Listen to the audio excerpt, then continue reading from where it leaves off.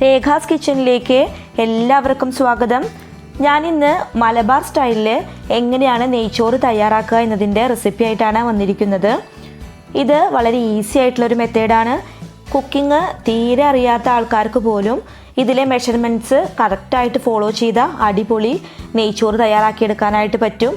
അപ്പോൾ വീഡിയോയിലേക്ക് കിടക്കുന്നതിന് മുമ്പ് നിങ്ങൾ ആരെങ്കിലും ഇതുവരെ നമ്മുടെ ചാനൽ സബ്സ്ക്രൈബ് ചെയ്യാത്തവരായിട്ടുണ്ടെങ്കിൽ എല്ലാവരും ഒന്ന് ചാനൽ സബ്സ്ക്രൈബ് ചെയ്തേക്കണം.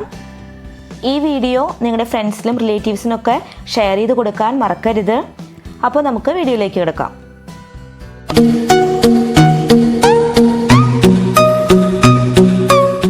നമ്മളിന്ന് മലബാർ രീതിയിലെ ഒരു നെയ്ച്ചോറാണ് തയ്യാറാക്കിയെടുക്കുന്നത്. അപ്പോൾ അതിനായിട്ട് ഞാനിവിടെ മെഷറിംഗ് കപ്പ് കൊണ്ട് 3 കപ്പ് അരി എടുത്തിട്ടുണ്ട്. ഞാനിവിടെ ബർക്കത്തരിയാണ് എടുത്തേക്കുന്നത്. ഏത് ബിരിയാണി അരി വെച്ചിട്ടും നമുക്ക് നെയ്ച്ചോറ് തയ്യാറാക്കി എടുക്കാനായിട്ട് പറ്റും. ഇനി അതൊന്ന് കഴുകിയെടുക്കാം കേട്ടോ. അപ്പോൾ അതിനായിട്ട് കുറച്ച് വെള്ളം ഒഴിച്ച് വെച്ചേക്കാണ്.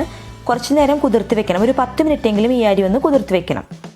നെയ്ച്ചോറ് തയ്യാറാക്കാൻ വേണ്ടിയിട്ട് ഒരു പാത്രം അടുപ്പത്ത് വെച്ചിട്ട് അതിലേക്ക് 2 ടീസ്പൂൺ നെയ്യ് ചേർത്ത് കൊടുക്കുകയാണ്. 2 ടീസ്പൂൺ മാത്രമേ ചേർത്തിട്ടുള്ളൂ. അതിലേക്ക് പട്ട, ഗ്രാമ്പൂ, ഏലക്കായ, പെരിഞ്ചീരകം, വയനയില ഇതൊക്കെ കൂടിയിട്ട് ഇട്ട് കൊടുക്കുകയാണ്. ഇതൊക്കെ നിങ്ങൾക്ക് ഇഷ്ടമനുസരിച്ചിട്ട് ഇടാം. വളരെ കുറച്ച് മാത്രം ചേർത്താൽ മതി. 2 കഷ്ണം വെച്ചിട്ടൊക്കെ ചേർത്താൽ മതി. അതുപോലെ തന്നെ പെരിഞ്ചീരകം 1 ടീസ്പൂൺ മാത്രം ഉപയോഗിച്ചാൽ മതി. ഇനി അടുത്തതായിട്ട് നമുക്കിതിലേക്ക് ചേർത്ത് കൊടുക്കേണ്ടത് സവാളയാണ്. ഞാനിവിടെ ഒരു വലിയ സവാള നീളത്തിൽ നുറുക്കിയെടുത്തിട്ടുണ്ട്. ആ സവാള ഇതിലേക്ക് ഇട്ട് കൊടുക്കുകയാണ്. ഇതിലേക്ക് നമ്മൾ ആകെ 2 ടീസ്പൂൺ നെയ്യ് മാത്രമേ ഒഴിച്ചു കൊടുത്തിട്ടുള്ളൂ. അതുകൊണ്ട് നെയ്യിൻ്റെ കുറച്ച് കുറവുണ്ട്. നമ്മൾ നെയ്യ് ഉപയോഗിക്കണില്ല. അതിന് പകരം 2 ടേബിൾ സ്പൂൺ സൺഫ്ലവർ ഓയിൽ ചേർത്ത് കൊടുക്കുകയാണ്. ഈ സൺഫ്ലവർ ഓയിൽ നമുക്ക് ആദ്യം വേണമെങ്കിൽ ഉപയോഗിക്കാം. അതല്ല ഈ സവാള വഴറ്റുന്ന സമയത്ത് ചേർത്ത് കൊടുത്താലും മതി കേട്ടോ. ഇനി അടുത്തതായിട്ട് ഞാനിതിലേക്ക് ചേർക്കുന്നത് ഒരു 6 വെള്ളുള്ളിയും ഒരു ചെറിയ കഷ്ണം ഇഞ്ചിയും കൂടി ചതച്ചെടുത്തതാണ്. അതും കൂടി ഇതിലിട്ടിട്ട് ഒന്ന് ഇളക്കിയെടുക്കുകയാണ്. ഇതൊരുപാട് ബ്രൗൺ കളർ ആവേണ്ട ആവശ്യമൊന്നുമില്ല. ചെറുതായിട്ടൊന്ന് ട്രാൻസ്പെറൻ്റ് ആയിട്ട് കിട്ടിയാൽ മാത്രം മതി. പിന്നെ നമ്മളിന്ന് മലബാർ രീതിയിലാണ് നെയ്ച്ചോറ് തയ്യാറാക്കിയെടുക്കുന്നത്. അതുകൊണ്ടാണ് ഞാൻ ഇത്തിരി സ്പെഷ്യലായിട്ടാണ് ഇത് തയ്യാറാക്കുന്നത്. സാധാരണ വെളുത്തുള്ളിയൊന്നും നെയ്ച്ചോറിൽ ചേർക്കാറില്ല. അപ്പോൾ ഒരു സ്പെഷ്യലായിട്ടാണ് നമ്മളിന്ന് തയ്യാറാക്കുന്നത്. സവാളയൊക്കെ ഒന്ന് വാടി കിട്ടി. ഇനി ഇതിലേക്ക് അരി ചേർത്ത് കൊടുക്കുകയാണ്. ഞാനൊരു 10 മിനിറ്റ് നേരം കുതിർത്ത് വെച്ചിട്ടുള്ള അരിയായിരുന്നു. അപ്പോൾ അത് ഇതിലേക്ക് ചേർത്തിട്ട് നന്നായിട്ടൊന്ന് ഇളക്കിയെടുക്കാം. ഈ അരി നന്നായിട്ട് നമ്മളൊന്ന് ഫ്രൈ ചെയ്തെടുക്കുന്നുണ്ട് കേട്ടോ. കാരണം ഇതുപോലെ നമ്മൾ ഫ്രൈ ചെയ്തെടുക്കുന്ന സമയത്ത് നമുക്ക് നെയ്ച്ചോറ് ഉണ്ടാക്കുന്ന സമയത്ത് തീരെ ഒട്ടി പിടിക്കില്ല. നല്ല ടേസ്റ്റുമാണ്. ഒരു പ്രത്യേകതരം ടേസ്റ്റാണ് ഇതുപോലെ വറുത്തെടുത്തിട്ട് നമ്മൾ നെയ്ച്ചോറ് ഉണ്ടാക്കുമ്പോൾ ഉണ്ടാവുന്നത്. ഇതിനു മുമ്പ് കുക്കറിൽ നെയ്ച്ചോറ് ഉണ്ടാക്കുന്ന ഒരു വീഡിയോ ഞാൻ അപ്ലോഡ് ചെയ്തിട്ടുണ്ടായിരുന്നു. നിങ്ങൾ ആരെങ്കിലും അത് കാണാത്തവരായിട്ടുണ്ടെങ്കിൽ ഞാൻ ഡിസ്ക്രിപ്ഷൻ ബോക്സിൽ അതിൻ്റെ ലിങ്ക് കൊടുക്കാം. എല്ലാവരും പോയിട്ടൊന്ന് കണ്ടു നോക്കി നോക്കണം. ഈ അരിനി നന്നായിട്ടൊന്ന് ഫ്രൈ ആവുന്നത് വരെ നമുക്ക് വെയിറ്റ് ചെയ്യാം. ഇപ്പോൾ റൈസ് നന്നായിട്ട് ഫ്രൈ ആയിട്ട് വന്നിട്ടുണ്ട്. ഒരു പൊരി പോലെ ആയി കിട്ടിയിട്ടുണ്ട്. ഇനി നമുക്കിതിലേക്ക് വെള്ളം ചേർത്ത് കൊടുക്കാം. മെഷറിംഗ് കപ്പ് കൊണ്ട് 4.5 കപ്പ് തിളച്ച വെള്ളമാണ് ഞാനിവിടെ ചേർത്ത് കൊടുക്കുന്നത്. തിളച്ച വെള്ളം ഒഴിക്കാനായിട്ട് പ്രത്യേകം നോക്കണം. ചെറിയ ചൂടൊന്നും പോരാ, നല്ല തിളച്ച വെള്ളം തന്നെ ചേർത്ത് കൊടുക്കണം. ഒരു മെഷറിംഗ് കപ്പിന് 1.5 മെഷറിംഗ് കപ്പ് വെള്ളം, ആ അളവിലാണ് എടുത്തേക്കുന്നത്. നിങ്ങൾ ഉപയോഗിക്കുന്ന അരിക്കനുസരിച്ചിട്ട് വെള്ളത്തിൻ്റെ അളവിൽ വ്യത്യാസം വരുത്തേണ്ടതാണ്. നല്ല നീളത്തിൽ നല്ല വേവുള്ള അരിയാണെങ്കിൽ ഒരു 1.25-2 വരെ കപ്പ് വെള്ളം എടുക്കാം. 1 കപ്പിന് 2 കപ്പ് വരെ വെള്ളം എടുക്കാം. ഇനി ഇതിലേക്ക് 1 ടേബിൾ സ്പൂൺ ചെറുനാരങ്ങ നീര് ചേർത്ത് കൊടുക്കാം. അതുപോലെ തന്നെ ഈ സമയത്താണ് നമ്മൾ ഉപ്പ് ചേർത്ത് കൊടുക്കേണ്ടത്. ആവശ്യത്തിന് ഉപ്പ് ചേർത്തിട്ട് നന്നായിട്ടൊന്ന് ഇളക്കിയെടുക്കാം. ഇവിടെ ഒരു 1/2 കഷ്ണം ക്യാരറ്റ് ചെറുതാക്കി നുറുക്കി വെച്ചിട്ടുണ്ട്. അത് ഇതിലേക്ക് ചേർത്ത് കൊടുക്കുകയാണ്. ഞാൻ ക്യാരറ്റ് ഫ്രൈ ചെയ്തിട്ടൊന്നല്ല, നേരിട്ടിട്ട് തന്നെയാണ് ഇതിലേക്ക് ചേർത്ത് കൊടുക്കുന്നത്. ഒരുപാടൊന്നും ഇല്ല കേട്ടോ. ഒരു പകുതി ക്യാരറ്റ് ചെറിയ കഷ്ണങ്ങളാക്കി എടുത്തതാണ്. ഇത് നന്നായിട്ടൊന്ന് ഇളക്കി യോജിപ്പിക്കുക. ഇനി തള വന്നു കഴിഞ്ഞാൽ ഇത് മൂടി വയ്ക്കാം. അപ്പോൾ നന്നായിട്ട് തിള വരുന്നത് വരെ നമുക്ക് വെയിറ്റ് ചെയ്യാം. അതാ തള വന്ന് തുടങ്ങിയിട്ടുണ്ട്.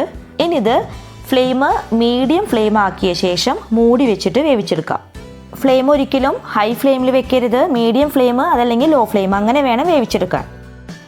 ഇതൊന്ന് വെന്ത് കിട്ടുന്ന സമയത്ത് നമുക്ക് കാഷ്യൂനട്ട്, കിസ്മിസ്, അതുപോലെ തന്നെ സവാളയൊക്കെ നന്നായിട്ടൊന്ന് വഴറ്റിയെടുക്കാം. അതിനായിട്ട് ഞാനിവിടെ സൺഫ്ലവർ ഓയിലാണ് ഒഴിച്ചു കൊടുത്തേക്കുന്നത്, നെയ്യല്ല.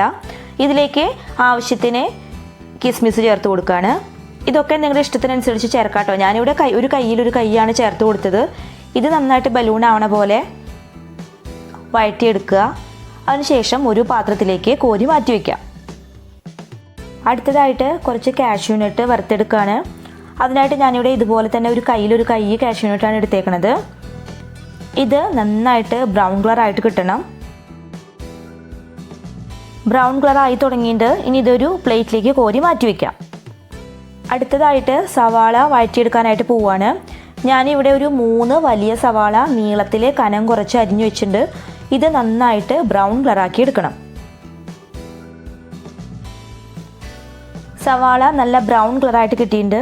ഇനി നമുക്ക് ഒരു പ്ലേറ്റിലേക്ക് കോരിയെടുത്തിട്ട് മാറ്റി വയ്ക്കാം. നമ്മുടെ റൈസ് എന്തായെന്ന് നമുക്ക് നോക്കി നോക്കാം. ഇപ്പോൾ മൂടി വെച്ച് വേവിക്കാൻ തുടങ്ങിയിട്ട് 15 മിനിറ്റായി. നമ്മൾ മീഡിയം ഫ്ലെയിമിൽ വെച്ചിട്ടാണ് വേവിച്ചെടുത്തത്. ഇതൊന്ന് തുറന്ന് നോക്കാം. കറക്റ്റായിട്ടുണ്ടെന്ന് തോന്നുന്നു കേട്ടോ. നമുക്കൊന്ന് ഇളക്കി നോക്കി നോക്കാം. കറക്റ്റ് പരുവാണ്. ഓവറായിട്ട് കുക്കായി പോയിട്ടില്ല. പൊരിപൊരിയായിട്ട് തന്നെ കിട്ടിയിട്ടുണ്ട്. തീരെ വെള്ളമൊന്നുമില്ല. വെള്ളമൊക്കെ ഫുള്ളായിട്ട് വറ്റിയിട്ടുണ്ട്. മൂടി വെച്ച് വേവിച്ചെടുക്കുന്ന സമയത്ത് ഇടയ്ക്കിടയ്ക്ക് തുറന്നു കൊടുത്തിട്ട് ഇളക്കിയെടുക്കാനായിട്ട് പ്രത്യേകം നോക്കണം. അതല്ലെങ്കിൽ അടി പിടിക്കാനായിട്ടുള്ള ചാൻസ് ഉണ്ട്.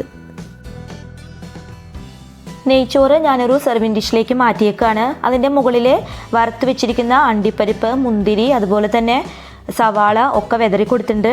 നല്ല ടേസ്റ്റുള്ള നെയ്ച്ചോറാണ്. നിങ്ങൾ ഈ രീതിയിൽ ഒന്ന് നെയ്ച്ചോറ് തയ്യാറാക്കി നോക്കി നോക്കണം. കൂടാതെ നിങ്ങൾക്ക് ഈ വീഡിയോ ഇഷ്ടമായെങ്കിൽ ലൈക്ക് ചെയ്യാനും ഷെയർ ചെയ്യാനും സബ്സ്ക്രൈബ് ചെയ്യാനും മറക്കരുത്. ഒരു ഈസി റെസിപ്പിയുമായിട്ട് ഉടൻ തന്നെ വരുന്നതായിരിക്കും. അതുവരേക്കും നന്ദി, നമസ്കാരം. Thank you for watching.